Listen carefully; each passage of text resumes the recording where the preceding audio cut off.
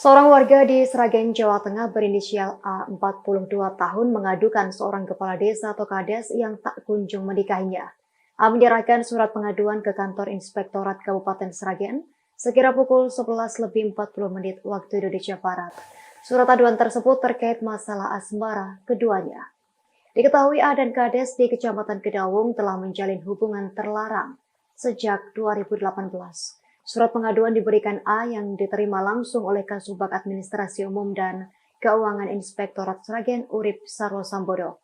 Urip Sarwo didampingi Inspektur Pembantu Inspektorat Sragen Dwi Sigit Kartanto. Rupanya A kini meminta kades tersebut untuk menikahinya.